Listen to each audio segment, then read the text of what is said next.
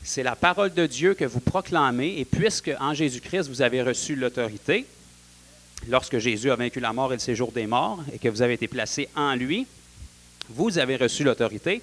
Luc 10, 19 nous dit, « Voici, je vous ai donné le pouvoir de marcher sur les serpents, le scorpion et sur toute la puissance de l'ennemi, et rien ne pourra vous nuire. » Ça ressemble à un kit tout inclus, là. Il vous a donné le pouvoir. Donc, puisqu'on a récupéré le pouvoir ici, Dieu attend nos déclarations, Dieu attend nos paroles avant de pouvoir faire les choses. Au départ, quand Dieu a créé Adam, ce n'est pas Dieu qui a nommé les animaux, c'est Adam. Chaque animal qu'il a nommé porte le même nom aujourd'hui. Puis quand Adam a décidé d'appeler l'éléphant éléphant, Dieu n'a pas fait « Oh non, c'est tellement ridicule ». Non, parce que ce que Adam disait, c'était ce que Dieu disait. Adam était à l'image de Dieu. La parole d'Adam était comme la parole de Dieu. Adam n'était pas Dieu, mais il était comme Dieu. Okay? Il y avait l'autorité ici-bas, puis Dieu appuyait les décisions qu'Adam prenait parce qu'Adam était rempli de l'Esprit Saint, il était comme Dieu. Donc Dieu, par la prière, c'est la même chose qui est venu nous restaurer. Il permet à l'autorité qui a été placée dans la bouche de l'être humain au départ, qui a été souillée lorsque l'être humain a été déchu, de récupérer cette autorité-là, puis maintenant d'utiliser sa bouche pour permettre à Dieu de faire ce qui doit être fait ici-bas, pour restaurer sa volonté ici-bas. Dans Matthieu chapitre 16, on va lire ici, Matthieu chapitre 16, verset 19, puis on retrouve exactement la même chose aussi dans Matthieu chapitre 18, verset 18. Matthieu chapitre 16, 19, comme je vous ai dit, on va voir beaucoup de versets ce soir, alors ceux qui prennent des notes, ça va être bien pratique. Matthieu 16, 16, on va voir ici Jésus qui parle et qui va dire,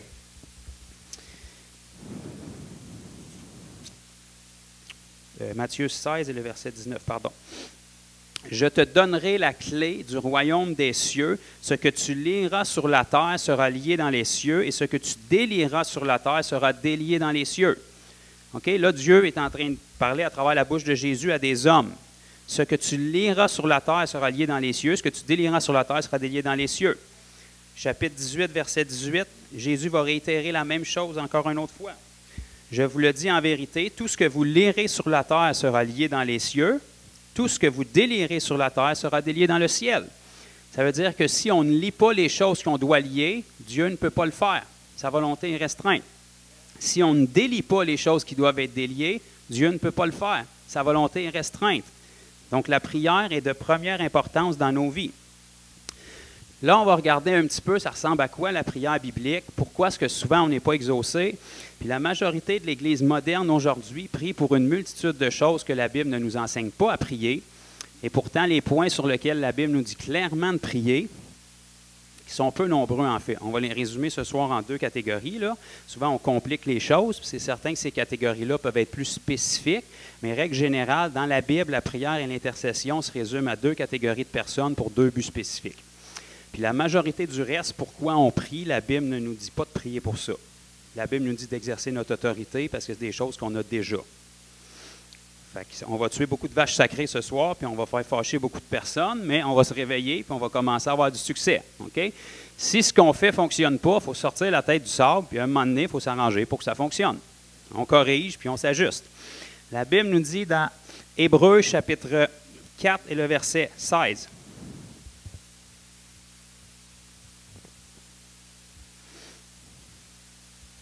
Hébreux chapitre 4 et le verset 16. On va lire ici. « Approchons-nous donc avec assurance du trône de la grâce afin d'obtenir miséricorde et de trouver grâce pour être secourus dans nos besoins. » Donc la Bible ici nous demande de nous approcher. Ce n'est pas une suggestion, ça dit « Approchons-nous donc » puis avec assurance. Okay? Ça veut dire qu'il ne faut pas qu'il y ait d'ambiguïté. Ça veut dire que si vous m'écoutez, puis vous avez déjà eu dans votre bouche lors d'une prière, vous avez des gens dans votre entourage que quand ils prient, vous allez retrouver ça au début et à la fin de leur prière, cette classique phrase « Seigneur, si c'est ta volonté », vous pouvez tout de suite sortir de la pièce et savoir que la prière ne sera pas exaucée. OK? Si tu veux être exaucé puis tu veux te présenter devant le trône de la grâce avec assurance, il faut que tu aies une assurance pour y aller. La seule façon d'avoir une assurance dans quelque chose, c'est de connaître ton identité, connaître tes droits, connaître ton héritage, puis connaître ce que Dieu veut. Si tu ne sais pas ce que Dieu veut, tu n'es pas sûr que ce que tu lui demandes, il peut te le donner ou il veut te le donner. Fait que tu oublies l'assurance.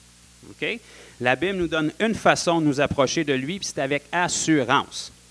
Fait qu'une prière comme Dieu, si c'est ta volonté, tu oublies tout de suite le projet. Si tu n'es pas certain que c'est la volonté de Dieu, tu n'es pas dans la foi. La foi, c'est une ferme assurance des choses qu'on espère et une démonstration de celles qu'on ne voit pas. Peut-être bien, je ne sais pas si c'est son temps, ça, ce n'est pas une ferme assurance. C'est ambigu, je prends une chance. La foi, c'est pas je prends une chance. La foi, c'est je suis convaincu, je sais et je réclame. La prière, c'est une pétition. On n'est pas en train de demander quelque chose qui n'existe pas. On est en train de réclamer quelque chose qui est déjà là.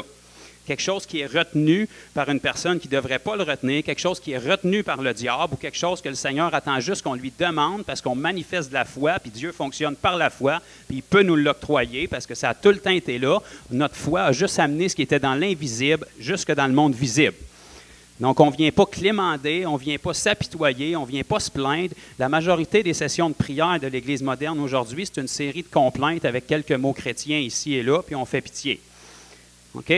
On prend quelque part en cours d'histoire de la chrétienté, on dirait qu'on a commencé à prendre Dieu un peu comme un Père Noël ou un peu comme un génie dans une lampe qu'on frotte avec les bons versets pour avoir nos 3 souhaits, puis après ça, on le remet sur la tablette. C'est pas comme ça que Dieu fonctionne, puis c'est pas ça la prière. La prière, c'est qu'on se présente avec assurance, connaissant nos droits, puis connaissant la volonté de celui qui est juge, et puis on vient réclamer et chercher ce qui légalement nous appartient. C'est le genre de prière que Dieu veut qu'on fasse, puis de toute façon, c'est le seul genre de prière que le Seigneur va exaucer. Quelqu'un qui est indécis dans ces choses, qui ne connaît pas la volonté de Dieu, qui n'est pas certain de ce qu'il demande, qui n'est pas certain de ce que Dieu veut, qui n'est pas certain qu'il est digne de l'avoir, tu n'étais pas digne d'avoir rien. Tu mérites rien, c'est pour ça qu'il fallait que tu sois sauvé. Maintenant que tu es sauvé, on oublie la tête basse, on oublie la queue entre les 2 jambes, on oublie je suis un ver, je suis un chien, je suis un moins que rien, je ne mérite même pas ton attention, Seigneur. Il est descendu du ciel pour toi. Tu méritais son attention. OK?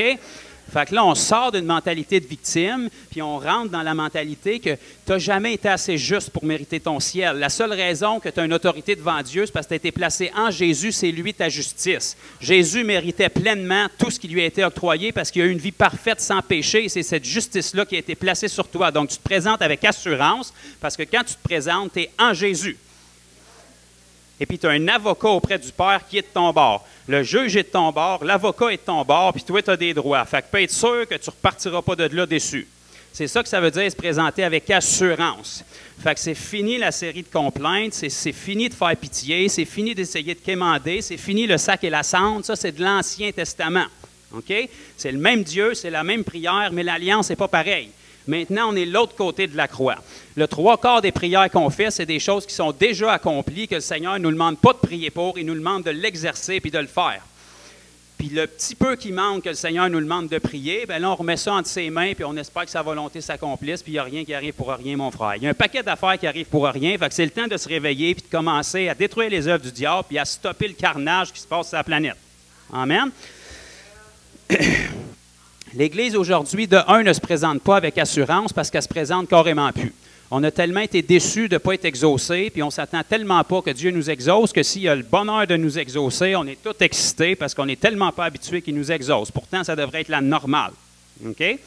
Fait que l'Église de un aujourd'hui ne prie pratiquement plus ou elle prie religieusement parce qu'avant même que sa prière soit faite, c'est plus pour faire une BA que pour un exaucement parce qu'on a tellement prié et on n'a tellement pas été exaucé qu'on ne s'attend pas d'être exaucé, fait qu'on s'est découragé puis on ne prie plus. De un.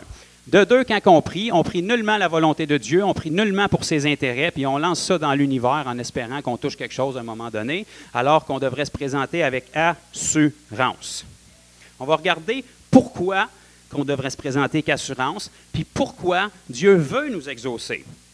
Jean chapitre 16. Jean 16 et le verset 23-24. Ça, c'est Dieu qui parle, c'est même pas notre idée. OK? Dieu sait comment on est fait, il nous a fait. Jean chapitre 16, verset 23-24. En ces jours-là, en lettres rouges en plus, c'est Jésus qui parle. Vous ne m'interrogerez plus sur rien. En vérité, je vous le dis, ce que vous demanderez au Père, il vous le donnera en mon nom. Jusqu'à présent, vous n'avez rien demandé en mon nom. Là, il parlait à des disciples avant sa résurrection. Nous, on est de l'autre côté de sa résurrection. OK? Demandez et vous recevrez afin que votre joie soit parfaite. Ça ne me dérange pas t'es qui, ça ne me dérange pas ta race, ton sexe, ton âge, puis ta couleur, puis ça fait combien de temps que tu es sauvé. Quand le Seigneur t'exauce, tu es de bonne humeur. ça marche. On ne veut pas prier dans le vide, perdre notre temps. On ne veut pas gaspiller de la salive. On veut donner des coups qui fonctionnent. On veut que quand on parle, le ciel en entier tremble, puis les anges en entier sont envoyés, puis on veut qu'il y ait une réponse. C'est ça le but de la prière. Sinon, on va faire d'autres choses. Il y a de l'ouvrage en masse à faire dans les églises. On va peinturer, on va laver les tapis, on va faire d'autres choses. Mais si on ne s'attend pas que notre prière marche, prions pas. Mais si on prie, il faut s'attendre que ça va bouger. OK?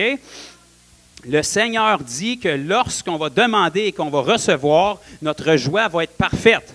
Il n'y a jamais eu une époque de l'humanité où l'Église a été aussi peu persécutée qu'aujourd'hui en Amérique. Pourtant, il n'y a jamais eu une époque de l'histoire de l'Église que l'Église a été aussi triste qu'aujourd'hui. Les chrétiens sont plus malheureux généralement que les gens dans le monde. Hein? Pas normal. Okay? La Bible dit que quand tu pries et tu es exaucé, ta joie devrait être parfaite.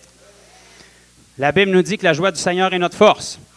Fait que si tes prières ne sont pas exaucées et tu n'as pas de joie, tu n'as pas de force. Fait que ça ne va pas très, très loin. Okay? La volonté de Dieu ne peut pas tellement s'accomplir ici-bas. Ça ne fait pas une armée de soldats vraiment forts. Quand tu pognes les restants qui sont blessés, qui sont maganés et qui sont faibles, ça n'ira pas loin dans le combat. Okay? Le Seigneur veut que son armée soit forte, puis la seule façon d'être forte selon Dieu, c'est d'être heureux. Puis une des bonnes façons d'être heureux selon Dieu, c'est que Dieu exauce tes prières, tu vois sa fidélité, tu sais que tu ne parles pas dans le vide, tu sais que tu ne parles pas dans le néant, tu sais que tu ne lances pas ça dans l'univers en espérant pogner une bonne planète dans ton signe astrologique. Tu parles à Dieu directement, puis Dieu, il n'est pas loin en arrière des nuages, il est aussi proche que le son de sa voix, il est ici en toi. Quand tu bouges ta main, il bouge avec toi. Quand tu regardes quelque chose, il regarde à travers tes yeux. Donc, tu es juste en train de parler des choses exactement comme Jésus parlait des choses, exactement comme au départ, Dieu a parlé des choses, puis c'est arrivé. Il t'a sculpté dans la terre, il a parlé, le ciel est arrivé, la terre est arrivée, il a soufflé dedans, tu es devenu vivant. Demande-moi pas de t'expliquer, je ne comprends pas moi non plus, mais ça, c'est Dieu.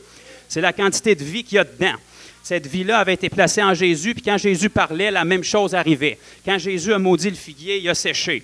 Quand Jésus parlait, les choses arrivaient. Quand Jésus priait, les choses bougeaient.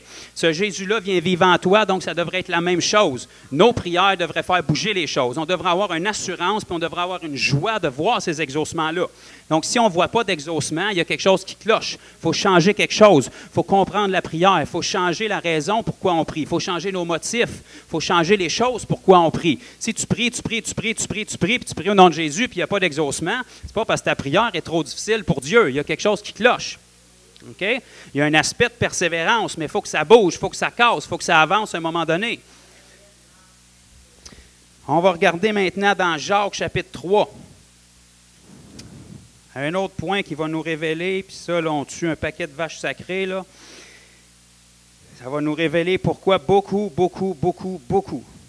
une grande partie, je dirais, peut-être pas la totalité, mais une grande partie des prières de l'Église moderne aujourd'hui ne vont nulle part. Pas plus haut que le plafond, pas plus haut que la porte en arrière. Jacques va nous dire ici, merci Seigneur pour Jacques. Il était direct, il ne mâchait pas ses mots, puis on comprend. Jacques chapitre 4 et le verset 3. Vous demandez et vous ne recevez pas. Bon, là, on vient de l'écrire, l'Église moderne nord-américaine aujourd'hui. Vous demandez, vous ne recevez pas. Donc, pourquoi qu'ils ne reçoivent pas? Parce que vous demandez mal. Ce n'est pas une question de persévérance, ce n'est pas une question de Dieu va me le laisser tomber sa tête à un moment donné, en son temps, si c'est sa volonté. Non, tu demandes puis tu ne reçois pas parce que tu demandes mal. Pourquoi je demande mal? Qu'est-ce que tu veux dire? Je suis content que tu en parles. Dieu avait pourvu ça aussi. Dans le but de satisfaire vos passions, vos propres intérêts, votre propre petit nombril. Les intérêts de Dieu sont nullement dans votre prière. Dieu, donne-moi ci, Dieu, donne-moi ça, Dieu, donne-moi ça, le pasteur a ci, mon voisin a ça, donne-moi ci, donne-moi ça. Le Seigneur va être glorifié à travers ça. Pas vraiment. Dans le fond, c'est ton intérêt que tu cherches. Si le Seigneur n'est nullement glorifié dans ta prière, oublie ça tout de suite.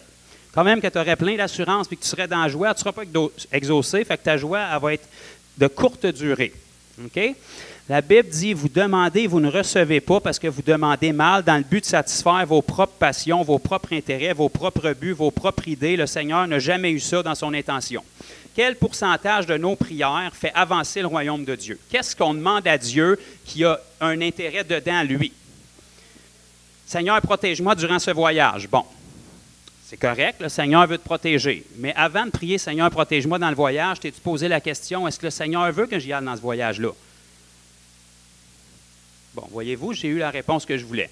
Fait que, tu veux que le Seigneur te protège dans un voyage où tu vas t'éloigner de lui, Ou son royaume avancera nullement parce que tu t'en vas perdre du temps et avoir des loisirs, tu ne passeras pas de temps en prière, tu vas juste relaxer, puis tu ne témoigneras pas à personne, tu ne prieras pas pour personne. Fait que dans le fond, où est-ce que les intérêts de Dieu sont profitables là-dedans? Dieu veut te protéger certainement, mais il veut te protéger quand tu priorises son royaume. Fait que les motifs de nos prières doivent toujours être à quoi Dieu bénéficie de ce que je suis en train de lui demander. OK? Souvent, on prie pour ce que nous, on désire. Dieu te dit, oublie ce que tu désires. Dieu sait ce que tu as besoin avant même que tu rouvres la bouche. Prie pas pour ça. Laisse tomber ça. Cherche premièrement le royaume de Dieu et sa justice, et tout le reste va t'être donné par-dessus. Donc, tout le reste, on ne rentre pas ça dans la prière. Prie pas pour ça, c'est pas comme ça que ça marche. Ça inclut la prospérité aussi. La Bible ne t'enseigne pas de prier pour la prospérité. La Bible te donne un principe, sème, tu vas récolter. Tu sèmes financièrement, tu vas récolter financièrement. Tu sèmes l'Évangile, tu vas récolter les bénédictions qui viennent avec. Tu sèmes la guérison, tu vas récolter la santé. Tu sèmes la liberté, tu vas être libre. C'est comme ça que ça marche, c'est un principe. Pas besoin de prier pour les 12 clés du succès et la façon d'ouvrir les écluses des cieux. Sème, puis tu vas récolter. Fait qu'on vient de libérer du temps dans ton temps de prière, on ne prie pas pour ça. Maintenant, tes intérêts, ton petit nombril, ta maison, qu'est-ce que je vais manger, comment je vais m'habiller. Oh, oublie le projet, prie pas pour ça non plus. Dieu dit, ton Père sait de quoi tu as besoin, puis les oiseaux, ils ne se soucient même pas de ça, eux autres, puis le Seigneur pourvoit leurs besoins, puis toi, tu vaux bien plus qu'un oiseau. OK? Fait que je viens de te revaloriser. Si tu pensais que tu étais moins que rien, tu vaux plus qu'un oiseau aux yeux de Dieu. Donc, on ne prie pas pour ça non plus. On vient de libérer du temps encore. On ne prie pas pour nos besoins, on ne prie pas pour notre maison, on ne prie pas pour que le paiement de maison se fasse, on ne prie pas pour avoir le nouveau char de l'année. Dieu va en prendre soin. Abraham était tellement riche qu'il n'y avait plus de place pour mettre ses affaires. Okay? Pourquoi? Parce qu'il était fidèle à Dieu, puis ça venait avec. La bénédiction te court après quand tu cherches premièrement le royaume de Dieu, quand tu exerces premièrement ta foi, quand tu priorises les intérêts de Dieu dans tes prières, Dieu s'occupe de tout le reste. Okay? Donc, on examine les motifs de nos prières. Pourquoi je prie telle affaire? Pourquoi je demande telle affaire? Puis à quoi est-ce que Dieu va bénéficier dans ce que je suis en train de lui demander? Seigneur, bénis ma famille. Bon, ça a l'air très simple, mais bénis ma famille parce que ma famille est tout croche, puis celle du voisin est belle. Fait que je veux qu'elle soit aussi belle que lui pour que quand je le rencontre à l'église le dimanche, j'ai l'air d'être un bon chrétien. La prière semble belle, mais le motif n'est pas bon. Tu ne seras pas exaucé. Seigneur, bénis ma famille parce que je les aime, puis c'est toi qui as fondé la famille, c'est ton cœur, puis tu veux qu'on soit dans l'unité parce qu'il y a une force là-dedans, on peut grandir, puis ton nom peut être glorifié à travers notre vie. Les autres auront leur famille, on les bénit, mais on ne se compare pas aux autres, on ne les convoite pas, on le fait avec des bons motifs. Fait que dans notre prière, la première chose qu'on priorise, c'est l'avancement du royaume de Dieu. Puis on va voir, il n'y a pas de confusion. Le Seigneur va nous expliquer exactement c'est quoi qu'il veut. Fait qu'on enlève la prière de dessus nos intérêts personnels, puis ce qu'on a besoin, Dieu le sait ce qu'on a besoin, puis il s'en occupe. Laisse faire ça, libère du temps pour ça, puis mets le focus à la bonne place. On prie pour ce que Dieu veut, ses intérêts. OK? Ça veut dire qu'il faut connaître ses intérêts. Dans 1 Jean chapitre 5, et le verset 14 et 15. 1 Jean 5, 14-15. Le même apôtre Jean, qui avait passé environ 3 ans avec Jésus, qui faisait partie du trio que le Seigneur préférait, qui était toujours le plus proche de Jésus, et parmi les 3, c'était probablement lui qui était le plus proche de Jésus, donc on devrait écouter ce qu'il a à nous dire ici. 1 Jean chapitre 5, versets 14 et 15. Ça nous dit, « Nous avons auprès de lui cette assurance. » Pas, je ne suis pas sûr, je ne sais pas si c'est ton temps. Non, non, une assurance. Cette assurance que si nous demandons quelque chose selon sa volonté, il nous écoute. Ça veut dire que si on va de reculons, si tu ne demandes pas selon sa volonté, il ne t'écoute même pas. Tu perds ton temps. Ça ne va pas plus loin que le plafond, ta chambre, ou le mur, ou la porte. Ça arrête direct là. Si tu demandes quelque chose selon sa volonté, il t'écoute. Et dès le moment qu'il t'écoute, l'affaire est dans le sac, mon ami. Si nous savons qu'il nous écoute, quelque chose que nous demandions, nous savons que nous possédons la chose que nous lui avons demandée. Dès le moment où Dieu t'entend et il t'écoute, tu l'as, c'est fait, si tu as prié selon sa volonté. De là, l'importance d'enlever ta prière de tes intérêts et tes besoins. Le Seigneur connaît tes besoins. Laisse tomber tes besoins. Le Seigneur connaît tes intérêts, au-dessus de tes intérêts. La raison qu'il est venu te sauver, c'est justement pour t'en débarrasser de tes intérêts parce qu'il t'amenait direct en enfer. Fait que laisse tes intérêts de côté, focus sur le Seigneur, puis apprends à trouver sa volonté. Une fois que tu sais sa volonté, tu pries selon sa volonté. C'est pas compliqué. Si tu ne connais pas sa volonté, comment tu peux prier sa volonté? Tu peux pas. C'est simple, simple, simple. Je ne peux pas aller plus simple, là. Si tu veux prier selon la volonté de quelqu'un, connais sa volonté. Si tu veux bénir ta femme avec des fleurs, arrange-toi pour savoir quelle sorte de fleurs qu'elle aime. Je ne te dis pas ceux que toi t'aimes, parce que c'est sûr qu'elle n'aimera pas. C'est le contraire de toi tout le temps. Fait arrange-toi pour savoir quelle sorte de fleurs qu'elle aime, quelle odeur qu'elle aime, quelle couleur qu'elle aime. Puis même si tu ne les aimes pas, c'est pas à toi que tu fais le cadeau, c'est à elle. Trouve sa volonté, puis donne-y sa volonté. C'est la même chose avec Dieu. Si on veut être exaucé, on trouve la volonté de Dieu, puis après on la prie. On n'y apprend pas sa volonté, il a sait déjà. Il a juste besoin de ta bouche pour œuvrer ici-bas, parce que c'est toi qui as l'autorité ici-bas.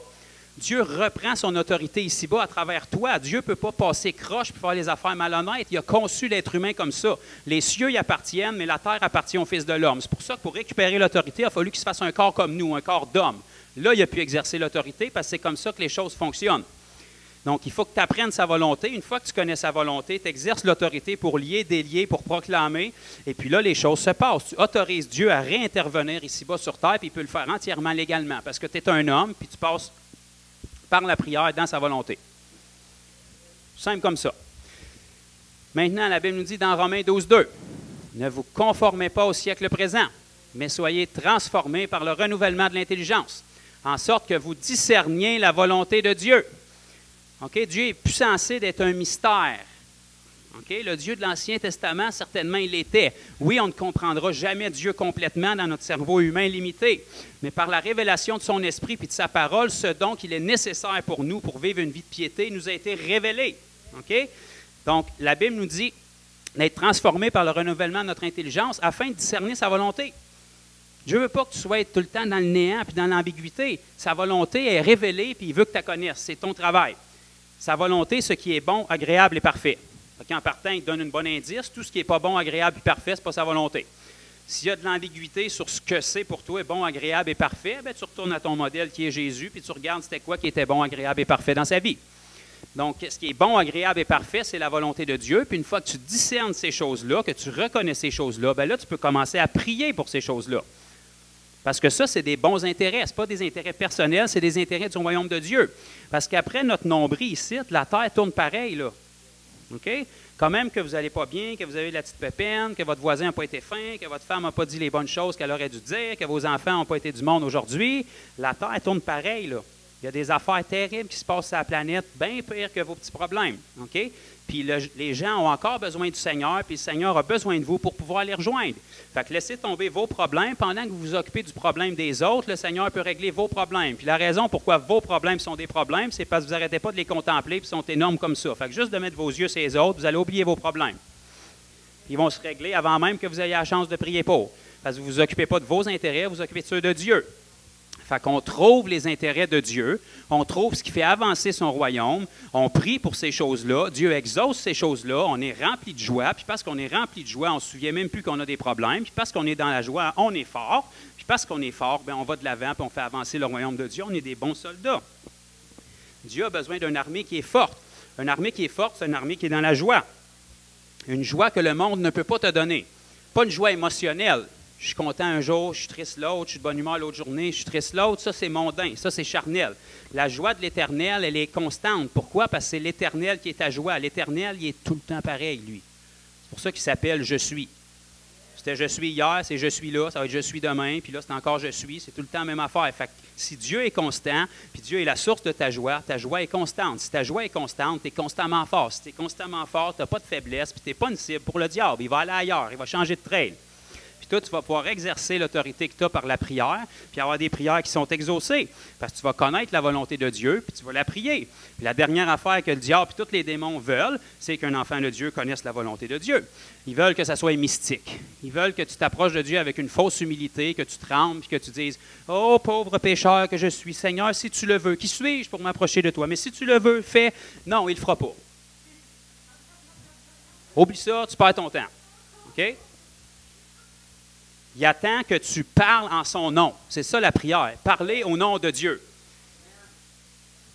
Dieu ne s'est pas présenté devant l'univers au début. Tu sais, ça ne te ferait rien, l'abîme. Peux-tu me faire pousser un petit peu de terre? Tu sais, je ne veux pas être irrespectueux, mais ça te tenterait-tu de faire un petit effort et de me cracher un petit continent? Non. Dieu a parlé puis c'est arrivé. Une assurance. Sa parole, il savait la puissance qu'il y avait dedans. OK? Fait que quand tu pries, c'est ça. Tu parles au nom de Dieu. Tu es en train d'autoriser Dieu à faire les choses. Tu es en train de lier les choses ici-bas pour qu'ils soient liés dans les cieux et vice-versa. La fameuse prière du Notre Père que la religion a mal utilisée, ça reste qu'elle est dans la Bible quand même, c'est Jésus qui a enseigné à ses disciples à prier. Fait que vu qu'on est des disciples, bien, ça serait peut-être une bonne chose qu'on la comprenne. Puis Jésus commence, première phrase, par dire « Voilà comment vous devez prier. Notre Père qui est aux cieux. » Donc, en partant, on sait à qui on s'adresse, puis on sait il est où. Fait que déjà là, on vient de démystifier une couple d'affaires. Notre Père qui est aux cieux, que ton nom soit sanctifié. Bon, ça veut dire qu'il est saint. Que ta volonté soit faite sur terre comme au ciel. Wow, ça veut dire que si Dieu est en contrôle de tout, puis que tout va arriver exactement comme il veut, bien, dans le fond, on prie pour rien. C'est pour faire un poème puis remplir des pages de la Bible.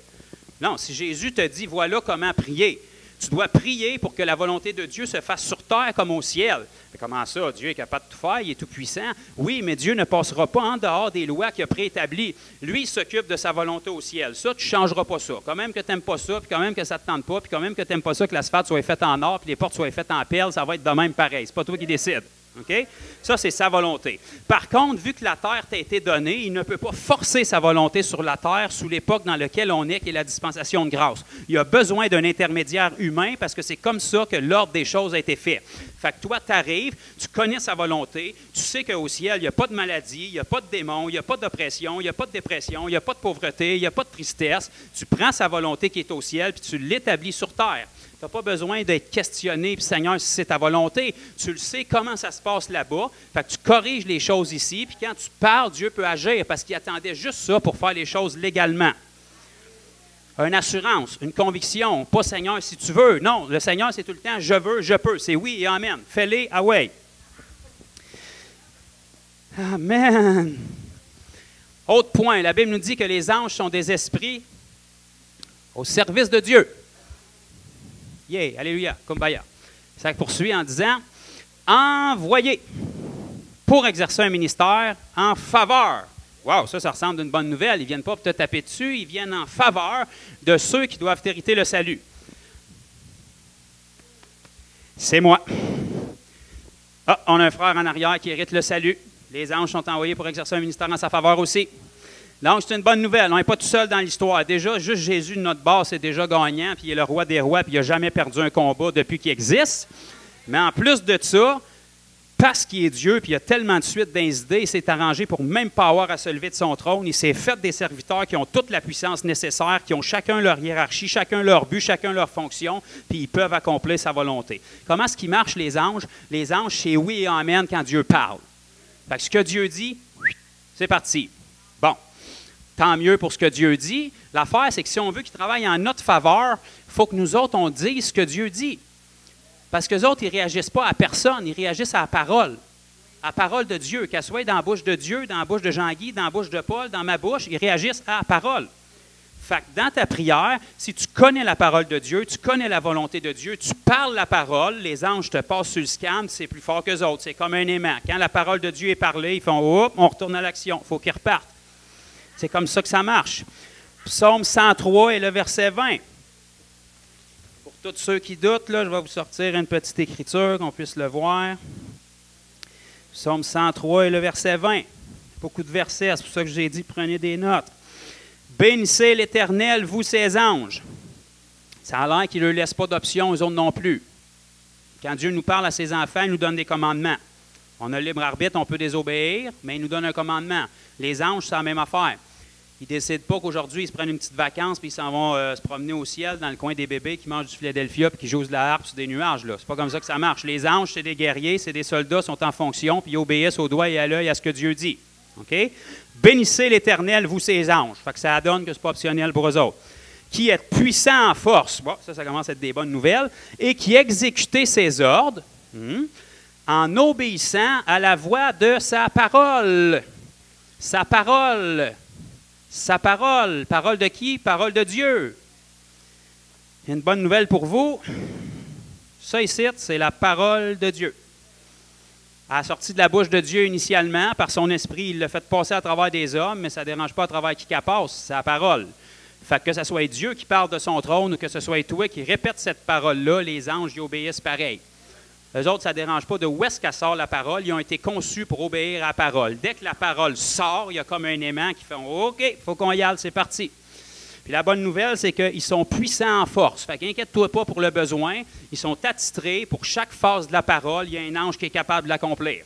Donc, si tu veux que les anges travaillent de ton bord, puis tu veux qu'il y ait des exaucements, connais la volonté de Dieu, parle la volonté de Dieu avec assurance, c'est pas ambigu, on ne lance pas ça dans l'univers, puis on se demande si c'est le temps de Dieu puis sa volonté. C'est le temps. Aujourd'hui, c'est le jour du salut. C'est oui et amen. On connaît la parole, on parle la parole, Dieu t'entend, le ciel tremble, les anges décollent, puis les choses bougent.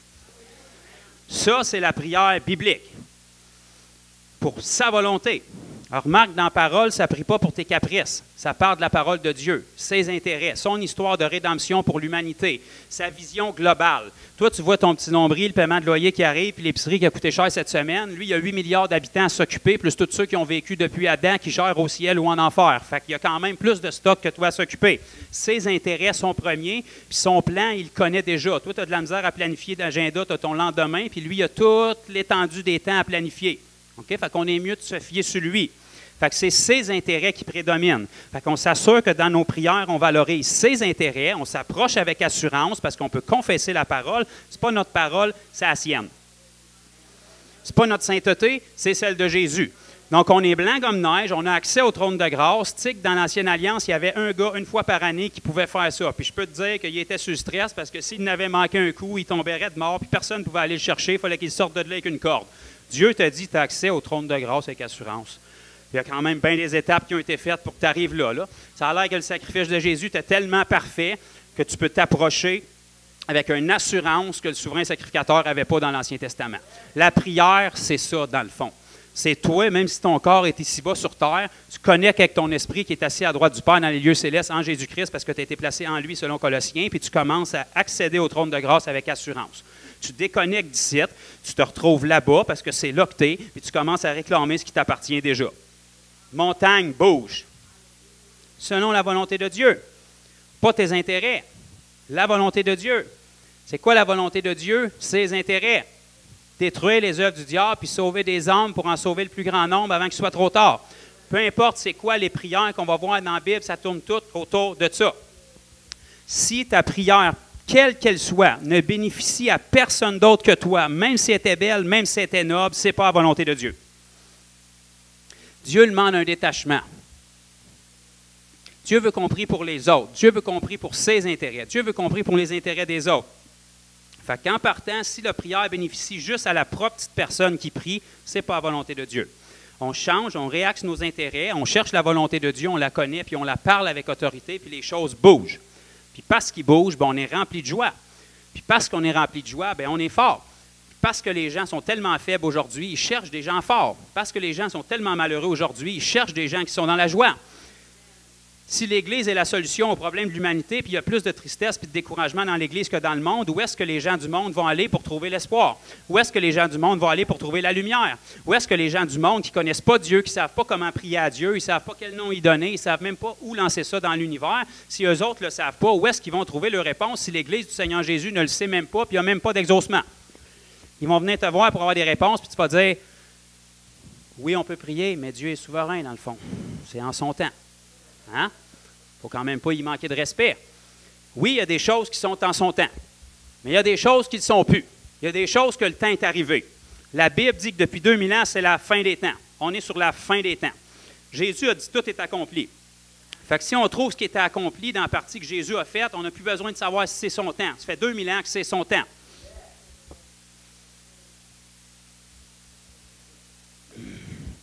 Essayez de me recalmer pour ne pas m'emporter. On va tuer une autre vache sacrée. Un gros problème dans l'Église moderne, la guérison. Seigneur, si c'est ton temps, peut-être c'est ici, peut-être c'est au ciel, on sait que tu veux guérir, mais on ne sait pas c'est quand. Ça, c'est aussi ridicule que si quelqu'un disait, je veux tellement être sauvé, mais je ne sais pas si c'est le temps du Seigneur. Tous les chrétiens de la planète, quels qu'ils soient, je suis à peu près sûr qu'ils diraient, pardon, répète-moi ça. Ah non, tu n'as pas eu l'information. Le salut, ça n'a pas rapport avec Dieu, là. C'est entre tes mains. Il attend juste ta repentance puis ta foi en Jésus, puis c'est fait, là. Attendre après le salut, c'est aussi ridicule que de dire « j'attends le temps du Seigneur pour ma guérison ». Parce que c'est le même sacrifice, c'est arrivé le même journée à quelques heures d'intervalle, mais c'est dans le kit.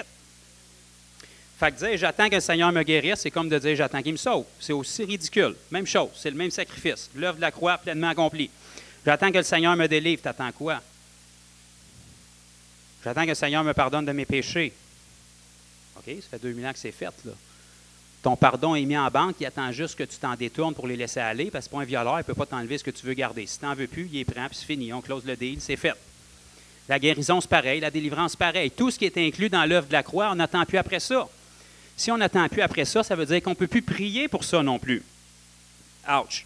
OK, on dit « Ouch! Parle-moi, Seigneur! » Les prières que j'ai entendues le plus souvent depuis que je suis au Seigneur, c'est la guérison et la délivrance. Pourtant, nulle part la Bible nous enseigne à prier pour ça. Bon, on a mon Père qui a dit un Amen, gloire à Dieu. Dieu ne nous demande pas de prier pour les malades, puis il ne nous demande pas de prier pour les démons. Il nous dit de guérir les malades et de chasser les démons. Dieu ne nous demande pas de prier pour les morts, il nous dit de ressusciter les morts. Dieu ne nous demande pas de prier pour les lépreux, il nous dit de purifier les lépreux. Ça n'a rien à voir avec Dieu. Sa partie du contrat est faite. On dit prier pour les malades pour que les gens comprennent, mais il n'y a pas de prière là. Personne dans la Bible n'a été guéri par une prière. Voyez-vous, j'ai eu 2 hochements de tête, puis même pas un Amen. Regardez dans votre Nouveau Testament la totalité des guérisons que vous allez voir, puis personne qui a opéré les guérisons n'a prié pour que ces guérisons-là se produisent. Il adressait le problème, il adressait la personne, il donnait un commandement, puis Dieu n'était pas inclus dans le processus parce que Dieu il a déjà clos le contrat, sa partie est faite. Tu n'as pas besoin d'y revenir puis d'y parler de la guérison. Tu n'as pas besoin d'y parler de la délivrance. Il n'y a aucune idée de quoi tu parles. Il dit, d'après moi, tu n'as pas eu l'information. Ma partie est faite depuis 2000 ans, puis elle est pleinement faite, puis je l'ai payée à cher prix. Achale-moi plus avec ça. Fais ta job. Matthieu 10, 6, 7. Guérissez les malades, chassez les démons, purifiez les lépreux, ressuscitez les morts. Vous avez reçu gratuitement, donné gratuitement. Ça veut dire que si tu as reçu gratuitement, la liste qui vient d'être donnée là, prie pas pour ça, puis parle-en pas à Dieu, tu l'as reçu. Exerce ce que tu as. Fait que tu viens de faire un paquet de ménage dans tes prières. Perds pas de prière pour la guérison, perds pas de prière pour la délivrance, puis pour tous les signes miraculeux qui venaient avec l'œuvre de la croix. Ça, c'est des commandements, puis c'est l'autorité que tu possèdes déjà. Fait que là, on vient de mettre beaucoup de monde en colère, puis on vient de leur faire réaliser que toute leur vie, ils n'ont pas vu d'exaucement parce qu'ils priaient pour des choses que Dieu ne t'a pas demandé de prier. Prier, c'est s'adresser à Dieu. Lorsqu'on parle de guérison, on ne s'adresse pas à Dieu dans le processus.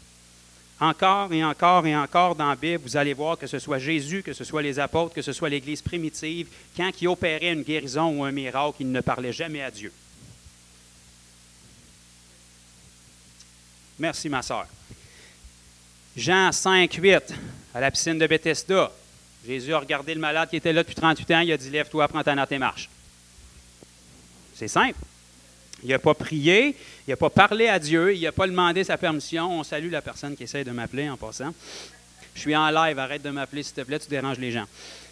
Actes chapitre 3, verset 6. Pierre et Jean, à la belle porte du temple, lorsque le boiteux était là, on voit ni Pierre ni Jean commencer à faire une prière. On voit Pierre et Jean regarder le malade puis lui dire « Lève-toi et marche ». Lui prennent la main puis ils le font lever. Bon, mais pourtant, ils sont arrogants, ils ont manqué de respect à Dieu, ils n'ont pas demandé à Dieu si c'était sa volonté, ils n'ont pas demandé à Dieu de descendre du ciel pour le faire. Non, parce que c'était déjà fait, c'était après la croix, après la résurrection. Ça fait partie du tout est accompli. Marc chapitre 2, verset 11, quand ils ont descendu le paralytique par le toit, Jésus l'a regardé, il a dit « Lève-toi, prends ta natte et marche ». Il n'a pas consulté Dieu, il ne s'est pas mis à genoux, il n'a pas fermé les yeux, il n'a pas commencé à prier, il a parlé à la personne. Bien, clairement, tu es paralytique, tu as un problème. Ton problème, c'est que tu ne te lèves pas. Bien, lève-toi, prends ta natte et marche. C'est pas compliqué. Marc chapitre 1, verset 31, la belle-mère de Pierre qui était atteinte de la fièvre. Bien, Jésus l'a regardé, il l'a touché, puis il a menacé la fièvre. Il n'a pas parlé à Dieu, il a dit « Fièvre, lâche-la, sors de là ». Il l'a touché, puis elle s'est levée, puis elle a commencé à faire de la nourriture, puis à les servir. Encore une fois, Jésus n'a pas prié, il n'a pas parlé à Dieu, il a parlé à la personne ou il a parlé au problème.